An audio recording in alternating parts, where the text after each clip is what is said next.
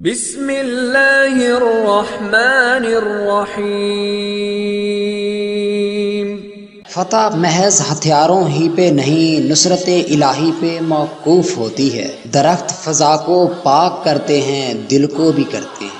اللہ اپنی ہر مخلوق کا پیدا کرنے والا اور پالنے والا ہے۔ جو بندہ اللہ کی مخلوق کی خدمت کرتا ہے اور محض اپنے رب کی مخلوق سمجھ کر خدمت کرتا ہے، کوئی اور غرض و غایت نہیں رکھتا، اللہ کو پسند ہوتا ہے۔ فقر کے تمام مراتب خدمت ہی کے معیار پہ مرتب ہوتے ہیں۔ ہر نیکی ایک عظمت ہے، خدمت کی عظمت سب سے بالا ہے۔ قرون اولیٰ کے صوفی کا سرکاری نام اہل خدمت ہوتا تھا اور خدمت ہی کی بدولت آج اس کا نام زندہ ہے۔ اس کے پاس کچھ بھی نہ ہوتا مگر خدمت، اور ہمارے پاس سب کچھ ہے لیکن خدمت نہیں۔ وہ مخلوق کا خادم تھا، ہم مخدوم۔ بندہ جب اللہ کے لیے اللہ کی مخلوق کی خدمت میں مصروف ہوتا ہے، اللہ خوش ہوتا ہے۔ بعض کو امیر کیا، بعض کو فقیر، اس لیے کہ دیکھیں میرا کون بندہ میری خوشنودی اور رضا کے لیے میری ناداروں، بیماروں، معذوروں، مجبور مخلوق کی خدمت کرتا ہے۔ اللہ جب اپنے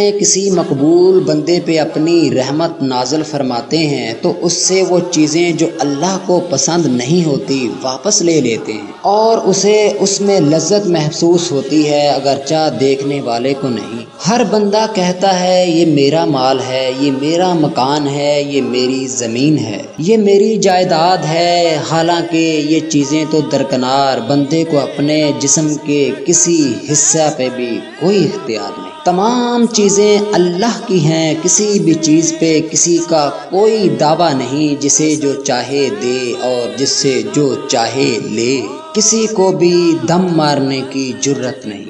آج ذکر